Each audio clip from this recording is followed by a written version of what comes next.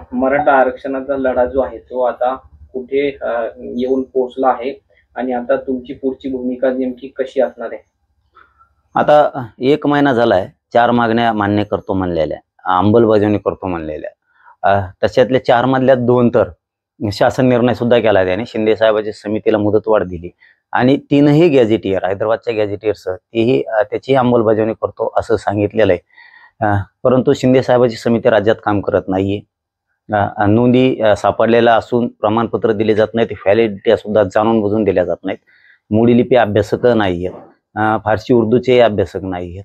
मात्र ही कमतरता 100% सरकारनं मनुष्यबळ देऊन सगळे कक्ष स्थापन सुद्धा करणं गरजेचं आहे आणि नोंदी शोधायचं काम सुरू केलं पाहिजे. लोकांचे मन देवेंद्र फडणवीस मुख्यमंत्री हे कधी जिंकतील मन लोकांचे की लोकांना काम दिसल्यावर.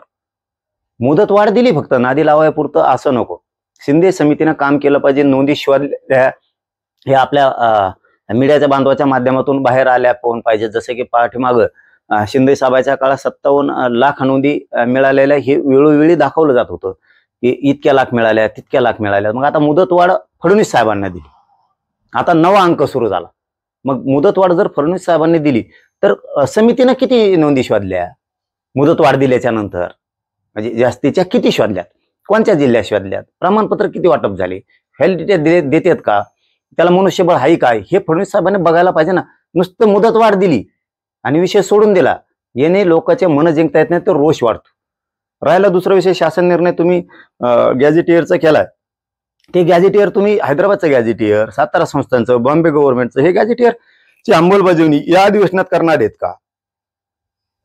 आम्हाला वाटतं ह्या अधिवेशनात होईल, कारण तात्काळ शब्द वापरलेला त्यांनी, लगेच तातडीनं करतो. मग तरी 1 महिना झालाय, बघतो मग पुढची दिशा कळेल त्यांना पुढची दिशा नक्की कळत. आंदोलन कसं असतं आणि कसं घेरलं जातं मग चारी बाजूनं हे त्यांना कळत.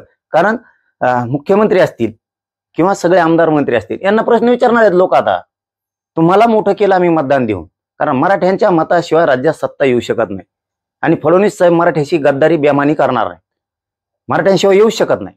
मग गावागावात त्यांच्या आमदाराला मंत्र्यांना तर लोक प्रश्न विचारणार आहेत, तुम्हाला मतं देऊन आम्ही मोठं केलं, आमचे लेकर मोठे होणार, त्या आरक्षणाचं तुम्ही काय केलं, अधिवेशनात आरक्षणाची अंमलबजावणी का केली नाही, या मागणीवरती आम्ही ठाम आहेत. आणि मराठा आणि कुणबी एकच आहे, ह्या मागणीवर सुद्धा आम्ही ठाम आहेत. आम्हाला तोच कायदा पारित पाहिजे. दादा, लोक गेला असं तुम्ही म्हणताय, जर शासनानं जर समजा असे दिवस पुढे ढकलले किंवा मग आता तुमची जी आहे ती पुढची भूमिका, आंदोलन कसं असणार आहे किंवा मग तुम्ही कशा पद्धतीनं सरकारला घेणार आहेत किंवा मग तुमचं मुंबईला जाण्याचं काय प्लॅन? काय असतं दादा, ज्यावेळेस सरकारनं नवीन अंक सुरू केलाय, शिंदे साहेबानं नोंदी शोधायचं काम सुरू केलं, बाकीचं काम केलं, सगळे सोयऱ्यांची अधिसूचना काढली, 2004च्या JR मध्ये दुरुस्ती करण्याची मागणी. मग आता ह्या सरकारनं फडणवीस साहेबांनी नवीन अंक सुरू केलाय की मुदत संपली होती शिंदे साहेब समितीची, त्यांनी वाढून दिली, तिला मुदतवाढ. गॅझेटियर फडणवीस साहेब घेतो म्हणले, केसेस राज्यातल्या सगळ्या अंतरवालीसह मागं घेतो म्हणून सांगितलं. 8 पैकी 4 मागण्या तातडीनं करतो म्हणून सांगितलं. पण काय व्हायला लागलंय की ते शिंदे समितीकडून आम्हाला दिसायला तयार नाही. किती नोंदी शोधल्या, काम करते का, कक्ष स्थापन केलेत का, तिला मनुष्यबळ दिलंय का, व्हॅलिडिटी होत्यात का, हे मुख्यमंत्र्यांचं काम आहे. मुदतवाढ तुम्ही दिली, तुमचं काम आहे. समिती काय करते, जिल्ह्यातले अधिकारी काय करतात, कक्ष प्रमाणपत्र वाटप करतोय का, व्हॅलिडिटी देतोय का, हे बघायचं काम मुख्यमंत्र्यांचं आहे. जर काहीच नाही, तुम्ही फसू नाही शकत. तुम्हाला वाटत असेल सत्ता आली मग आनंद आहे, आनंदच तुम्हाला मराठ्यांनी दिलाय, मराठ्यांशिवाय तुम्ही या सत्तेवर बसू शकत नाहीत. मग त्यांचं जर तुम्हाला आता फसवणूक करायची असेल, त्यांच्याशी डाव टाकायचा असेल, तर तुम्ही एवढं सोपं समजू नका. मराठ्यांचा नाद करणं एवढं सोपं नाही. मराठ्याच्या नादी लागल्यावर मराठी माझच उतरी देत, सोडतच नाहीत. कारण आमच्या लेकराचा प्रश्न आहे, तुम्हाला मोठं केलं, हे प्रश्न विचारणार आता गावागावात. बघा लोक, आमदाराला आणि मंत्र्याला, तुम्ही या अधिवेशनात आमचा आरक्षणाचा प्रश्न मार्गी का काढला नाही, हे प्रश्न लोक आता आमदार मंत्र्याला विचारणार आहेत. कारण आम्ही का शांत आहेत, का विश्वास ठेवून येत. 4 महिने नवीन आलेत, हे नवीन अंक त्याच्यात फक्त नवीन आलेत.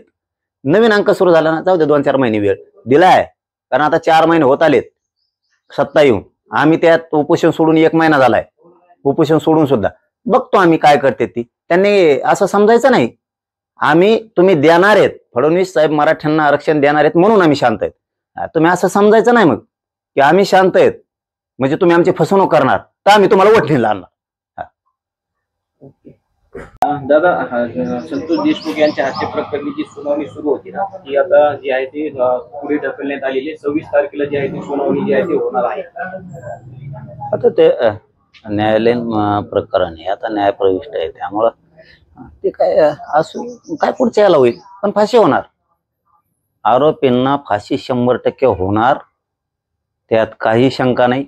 मान्य न्यायदेवता इतक्या क्रूर हत्या संतोष भाईची केली, त्याच पद्धतीने यांना फाशी देणार म्हणजे देणार. याच्यामध्ये असा युक्तिवाद करण्यात आला की काही कागदपत्र जी आहेत ती सादर झाली नाही, त्याचबरोबर काही जे अधिकारी आहेत ते सुद्धा यामध्ये गैरहजर होते, त्यामुळे सुद्धा ही सुनावणी जी आहे ती आता पुढे ढकलली आणि आरोपी जे आहे ते ऑनलाईन पद्धतीने कोर्टामध्ये हजर होते. तर तुम्हाला आता नेमकी काय अपेक्षा आहे या सगळ्या सुनावणी दरम्यान? नाही, अपेक्षा फक्त तेवढीच की न्याय मंदिरानं आतापर्यंत न्यायदेवतेनं न्यायालयानं न्याय केलेला आहे. जी क्रूर हत्या केली किंवा इथून पाठीमागे जे काही प्रकरण घडले त्याच्यात न्यायदेवतेनं न्याय केलेला आहे. त्यामुळे संतोष भाईची क्रूर हत्या झाली, या आरोपींना 100% फाशी होणार ही अपेक्षा आहे. अपेक्षा व्यक्त करण्यास सुद्धा गरज नाही असं वाटतं, कारण इतकी क्रूर हत्या आणखीन या देशात झाली नव्हती. न्यायालय 100% त्यांना फाशीच देणार, एकालाही सुट्टी याच्यातून नाही. होणार म्हणजे होणार, फाशीच होणार यांना. फक्त काही फरार आरोपी आहेत तेही तपास यंत्रणेने लवकर पकडले पाहिजे. त्याच्या 302 मध्ये धनंजय मुंडे सुद्धा आहे, त्यालाही घेतलं पाहिजे. या खून करणाऱ्या आणि खंडणी मागणाऱ्या आरोपींना ज्यांनी फरार केलं, ज्यांनी साथ दिली, गाड्या दिल्या, घरं राहायला दिले, ते सुद्धा सहआरोपी होणं गरजेचं आहे. ही मात्र मागणी आमची कायम राहणार आहे आणि ही सुद्धा पूर्ण होणार, कारण त्याच्यामध्ये हे सगळेजण आहेत, याला सुट्टी नाही. कृष्ण आंधळे नावाचा तो काही म्हणजे नाशिकमध्ये दिसून आल्याचं सुद्धा सांगितलं जात आहे. सीसीटीव्ही मध्ये तो आढळून आल्याचं सुद्धा बोललं जात आहे. तपास यंत्रणेने हे तपास करायला पाहिजे. जर असं असेल तर, मला तर काय याच्याबद्दलचं माहिती नाही, पण जर असं असेल तर कुठली हायगय नाही केली पाहिजे. ज्यावेळेस जनतेत कुजबूज होती, लोकात कुजबूज अशी होती की इकडं आहे तिकडं आहे, तर त्यावेळेस सतर्कतेनं ताबडतोब अशा फरार आरोपींचा बंदोबस्त केला पाहिजे. ताबडतोब काननिळा नाही टाकला पाहिजे. जनतेत जर एखादी चर्चा असेल तर ती सत्य सुद्धा असू शकते आणि ती सत्य नसेल तर पडताळणी करायला पाहिजे. तातडीनं गुप्त टीमा पाठवून हे बघितलं पाहिजे, कुंकड फिरतोय काय करतोय, त्याला जागेवर जेरबंद केलं पाहिजे.